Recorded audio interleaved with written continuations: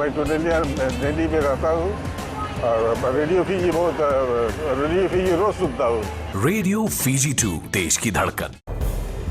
Good evening, Fiji. In this bulletin, tourism industry faces worrying immediate future.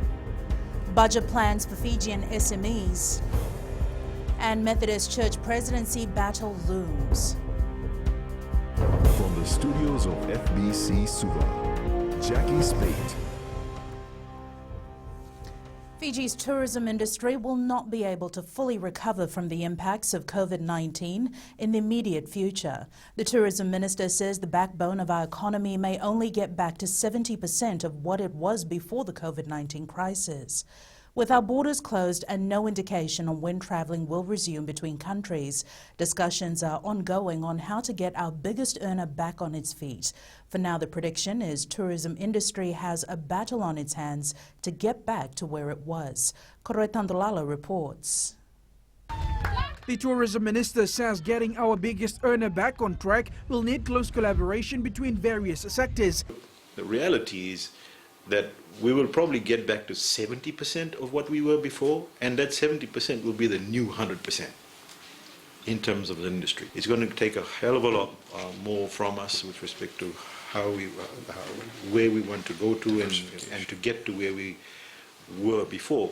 Investors say if Fiji joins the proposed travel bubble with New Zealand and Australia, it will not only benefit our economy, but will also provide employment opportunities. If you consider that bubble in the context of New Zealand and Australian markets being 70% source market for Fiji, but if this is their only destination, or here and our other Pacific neighbours, it's obviously very positive for Fiji. Experts say discussions between government, private sectors and stakeholders is critical at this point in time in order for us to overcome the financial crisis brought about by the pandemic, thus helping a country like ours get our tourism back to the top. What that does is really brings about a great dialogue where people can discuss open things about what they know and what they've heard from their own industry and partners to say these are our challenges, this is what we see moving forward.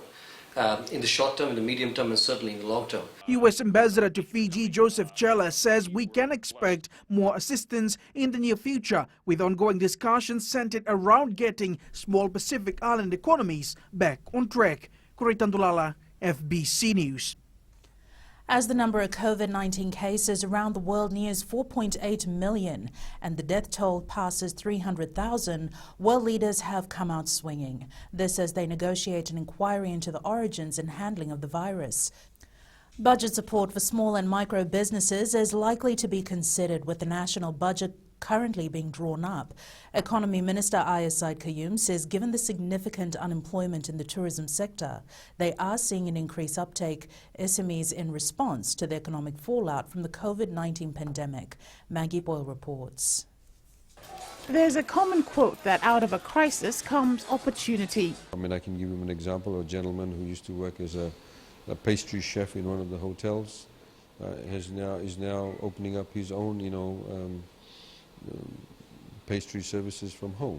The economy minister says while they forecast sustained unemployment due to the coronavirus, they are envisioning avenues to soften the impact. There are a lot of people who do want to go into small businesses, and how do they start, the type of support they need. We've had discussions with the Fiji Institute of Accountants also, very good discussions actually. They have 900 members in the organization. It's strewn across Fiji. He adds there will need to be a more practical and simplified approach that can give rise to more SMEs. If there may be an accountant, for example, in Savusavu, if they volunteer to provide services, they can, somebody wanting to start up a business in Savusavu, they can go and help them. A lot of these people don't know how to do a cash flow. What do they have to apply for, tax exemption or no exemption, etc. Meanwhile, the date for the national budget address to be tabled in Parliament has yet to be confirmed. Maggie Boyle, FBC News. Former Methodist Church President Reverend Dr. Tevita Mbani-Vanua has called on the church to seek legal advice about the new process to appoint a new president. Reverend Dr. Mbani-Vanua says a new Methodist Church president should be elected this year. However, the cancellation of the church's annual conference has created a dilemma. Sainiani Boyler reports. Cancellation of the Methodist Church Conference will have a major bearing in electing the head of the church. We agreed to give the president, from retirement, to give him another year to serve as president, to be his third and final year. So the decision is an annual one, but because of the problem and the difficulties that we face, we are in a sort of a limbo here, and we would need, the lawyers, the legal advice on that. Reverend Dr. Mbani Wanoa says the decision to cancel the conference has come too soon, and a little wait would have helped. We are hoping that the situation will be helped by a little wait. If say in mid-June or so, there is no, when the school starts, because that time we're hoping that the gathering together will come about. So by then we have already given the statement of no conference. Current President Reverend Dr. Epineri Wakandawasa says members were well informed before the decision was made. We are very aware of the situation out there, and that is why we made this very important decision. Yes, we have alternatives in making this decision, and our people are well informed. Last year, the Methodist Church of Fiji has agreed to give another year to Reverend Dr. Wakandawasa to continue as president, as they will elect a new president this year.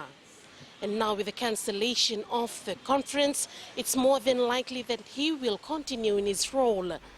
Reverend Dr. Epineri Wakandawasa is the first Methodist president to reach 70 years old, but still in office. Sainian Mboila, FBC News. A trial date was set this morning for Mohammed Rahish Isuf, who is charged with 5 counts of murder and 1 of attempted murder. Isuf is alleged to have killed 3 adults and 2 children in the Nausori Highlands in late August 2019. He is also charged with the attempted murder of an 11-month-old by abandoning her in the same location. The matter was called in the Lautoka High Court, and the trial is set to run from 25th January to 5th February 2021. Isuf has been further remanded in custody. Up ahead, water joy for the CUMBIA villages, and backyard gardening rated a huge hit.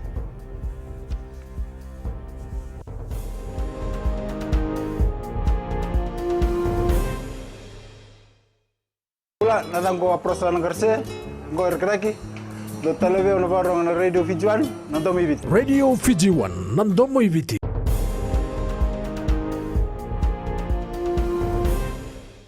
A scarcity of water has plagued the island of the CUMBIA for decades, and although several water projects have been implemented, their upkeep and maintenance presents challenges. Almost 2 years ago, a request was put to government through the Fisheries Minister for help with defective pumps that were making it impossible to supply water to homes. As Eleanor Tarangaivu reports, new pumps and pipes have now been installed, and the villages are receiving a normal water supply. Defective water pumps and broken pipes have for the past couple of years affected water supply in the villages of Wuninuku, Nalele, Nautawatu and Watulele on the CUMBIA Island. We have 2 water sources. At one water source we needed a new water pump, and the other one, the pipes need replacing. They have been damaged for quite some time now, and it's affected the flow of water to our homes.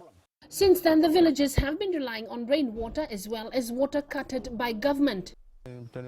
We are far from the mainland, and it takes time for development or any assistance to reach us, so we understand that these things will take time. Last week, a team from the Ministry of Rural and Maritime Development and Water Authority of Fiji headed for the island with the supplies on hand to replace the defective pump and the broken pipes. After the completion of their works, water is now flowing freely on our taps, and the school and nursing station has also received a normal water supply, so we are really grateful to the government for the assistance rendered to us. There are currently over 100 villages in the 4 villages on the island of the CUMBIA. Eleanor Turangaibu, FBC News. Distribution of seeds for backyard gardening will stop this Friday to allow the Ministry of Agriculture to venture into another initiative as part of its response to COVID-19. Minister for Agriculture, Dr. Mahendra Reddy, says a large number of families have been supported through their backyard gardening program, and the focus will now shift towards commercial farming. Apanisa Wangarandovu with the details. That I can have seeds. The Agriculture Minister says the Backyard Gardening Seeds program has been a huge success, and as a result, many Fijians will soon be able to provide for their own nutritious needs. As of last week, Friday, 33,000 households received seed packages to engage in backyard gardening. This is a record, very impressive. What we are doing is, you come across with a photo ID, just a photo ID. You give your details and you take the seeds instantly. So we have made it more user-friendly, we have made it more accessible to all the Fijians. Dr. Reddy has also clarified they will resume distribution of seeds for backyard gardening from September, but for now they will divert all the seeds and planting materials for large-scale commercial agriculture.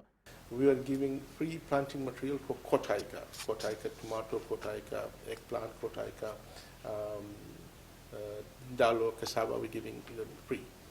Plus, for 30 kg rice seeds for one acre of rice planting. The other activity is where, for large commercial farmers, you want to plant 100 acres of dalo, 50 acres of cassava. We'll give you free planting material, which you are required to return it to us within 3 years' time. The minister says his ministry will assist large-scale farmers with land preparation and has also urged Fijians to continue to monitor their backyard farms. Apanisa Wangarandovu, FBC News. Women in the country are proving they are capable of achieving anything, as evidenced by the number of women joining maritime shipping services. Women in maritime service was celebrated around the world yesterday. Minister for Trade Fayaz Koya says of the 132 employees of the Fijian government shipping services, 4% are women. He says this is above the international benchmark and goes to prove equal opportunity provided in Fiji's workforce. He says while many women have made their mark in the shipping industry, others are being encouraged to do the same. We need more women to play important roles in the industry, to be in charge of a vessel and other critical roles along the value chain. We have marine officers class 2, commonly referred to as chief mate. We have engine watch ratings, we have captains and cadets on deck watch. We even have women holding prominent roles in maritime and shipping policy in the public sector. The first country in the world to impose a nationwide lockdown to combat COVID-19 is now easing its restrictions. 10 weeks on, Italy is reopening its shops, restaurants, bars and hairdressers, as well as allowing people to travel within their own regions. More from TVNZ. Time to join Whitney, who has the day's business news. Thanks, Jackie. Coming up in business tonight, resort ready to restart operations. And seasonal workers still a go post-COVID-19. Stay with us.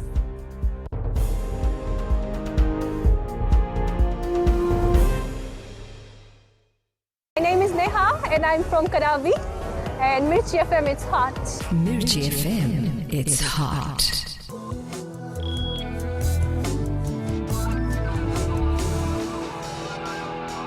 A popular tourist destination in the Mamanuthas, the Treasure Island Resort and Spa Fiji is aiming to reopen next month, despite our borders remaining closed. Hotel management says the target is mainly to attract locals and provide employment for those made redundant due to the COVID-19. Felipe Nakaso has more. Treasure Island is optimistic of opening next month for the first time since February. We have gone forward and established a very special rates for our local market. That is the first target that we want to ensure that we kickstart on the 1st of June, which is next month, to attract our local market, because we have a lot of retainees as far as local residents are concerned. The resort, which initially had 147 staff, was down to only 24 employees from February as staff took leave without pay indefinitely. However, the decision by the management and board to open next month is a positive sign. This will be a real advantage and plus to the management because we are able to bring back our staff who are on leave without pay indefinitely, and we can bring them in so that they can come back and work and they can earn money for their families. The next battle is a race against time to get the business rolling again. Since that our borders are still closed, we thought that we would open up to the local market, to our local residents here in Fiji. There's a lot of people out there here in Fiji that haven't actually seen some of the beautiful island resorts here. The 4-star resort, which is locally owned by landowners in VCSA, offers 78 bures on the island. Philippe Naikaso, FBC News. Fijians have assured the demand for seasonal workers in Australia will remain after COVID-19 border restrictions are lifted. High Commissioner to Fiji John Fix says despite all the uncertainties surrounding the virus, Australian farms continue to produce and harvest. He says when the time comes, Fijians will again be able to work on these farms. I think there will be absolute demand for these workers. Our agricultural industries continue to produce what they produce, and there continues to be a shortfall in available labour in Australia, so these programs will continue. Sugarcane farmers received their fourth cane payment of $13.73 per tonne on Friday. A deduction of 67 cents per tonne of cane was certified by the Sugar Industry Tribunal and processed as part of the payment. The deduction was for cost adjustment of the operations of the Sugar Research Institute. Farmers received $13.06 per tonne of cane. This deduction of 67 cents was comprised of two deductions. The first one was a contribution, the 2019 season contribution of the farmers, the growers, to the Sugar Research Institute of Fiji. And secondly, there was a small certified deduction of 17 cents, which was a sugar cost adjustment that relates to the reprocessing of sugar last season. Time for us to join Sanifa from HFC Bank, who has the latest from the money markets. The US dollar nets losses against major currencies today. Encouraging data from the trial of a COVID-19 vaccine reduced demand for the greenback.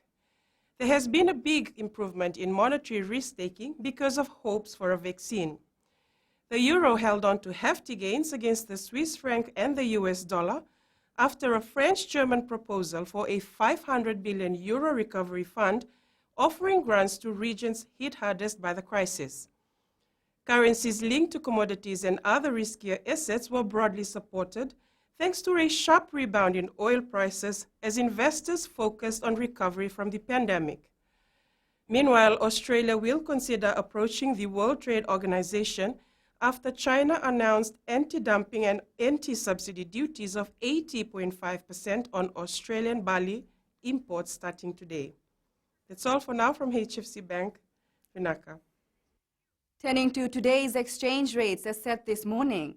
The Fiji dollar was generally on the rise today, showing gains against the Chinese yuan, the US dollar, the kina, and the Japanese yen. World markets were influenced by word of positive data about a possible COVID-19 vaccine. Looking at commodities, crude oil was on the rise, closing at over $32 per barrel. Gold dropped to $1,740 an ounce, and silver was at $17.12 per ounce. That's it from Business Tonight. Jamie is up next with the latest in sports. Thanks, Whitney, and good evening. In Sports Tonight, and FA welcomes new substitute rule. This and more after the break.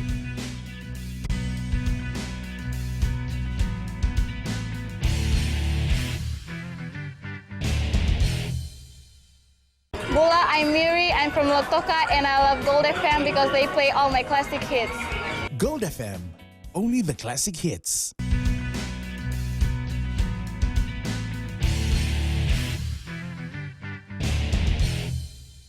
Countless athletes around the world have made personal sacrifices to earn a place at the Olympic Games. For Fiji Airways National Sevens rep Terio Tamani, putting offers from overseas clubs on hold was something he never thought twice about. as he chases his dream of representing Fiji at the 2020 Olympics.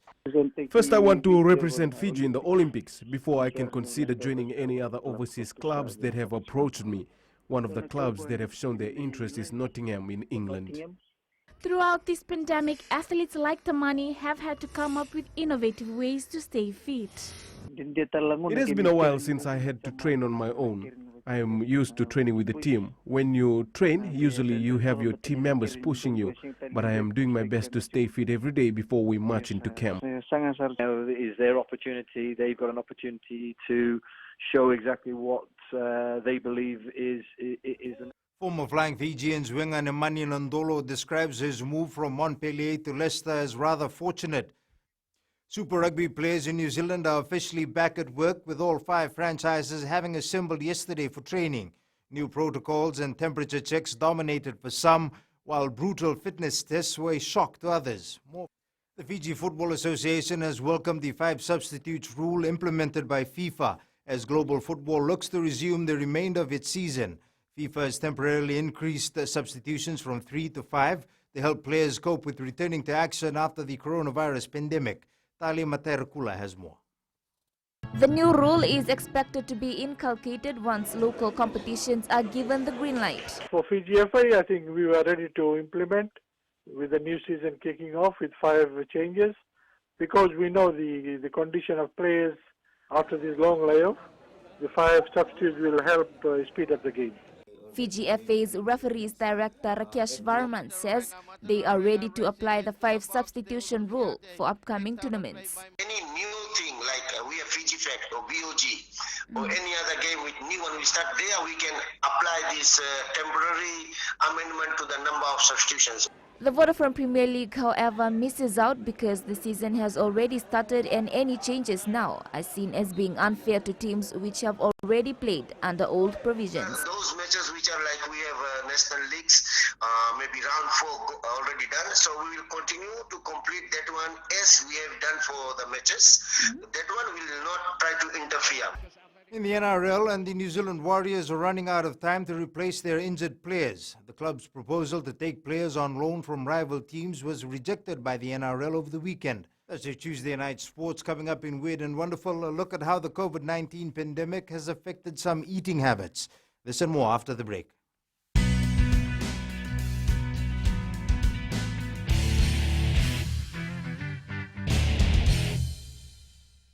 Bula, I'm Miri, I'm from Lotoka, and I love Gold FM because they play all my classic hits. Gold FM, only the classic hits.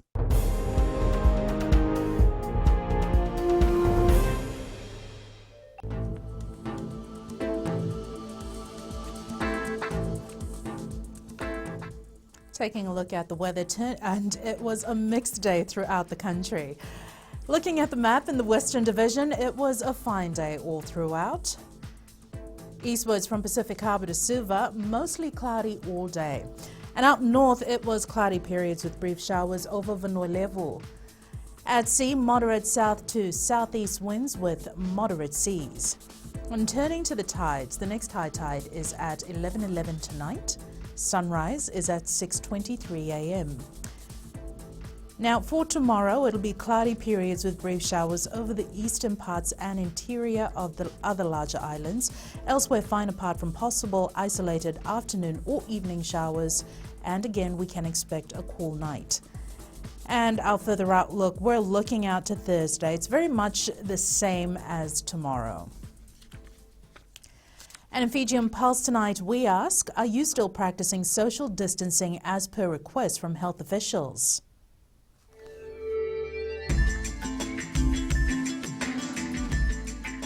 Still following it, still we never know when we can get the virus, so everybody have to be safe, and still we are trying to be washing their hands and sanitizing the table and everything. Yes, of course it's safe. We are still following, especially shaking hands, do not allow shaking hands. We've been following it since it's been 2 months, about 2 months now, but for my family, we just take it as a nuclear family, but only few visitors comes in and out, not frequently.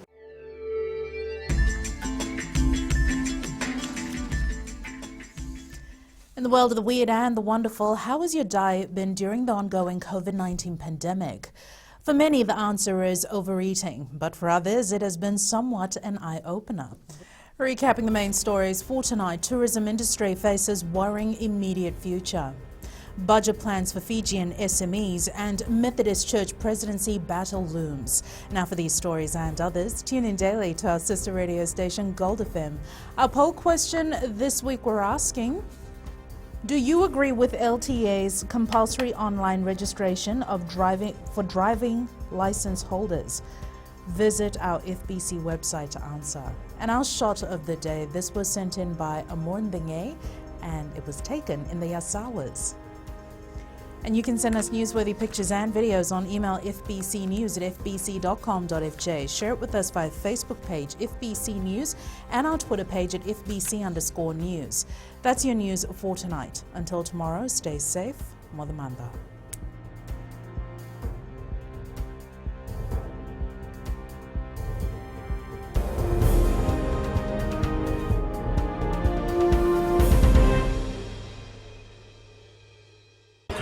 I'm Miri, I'm from Lotoka, and I love Gold FM because they play all my classic hits. Gold FM, only the classic hits.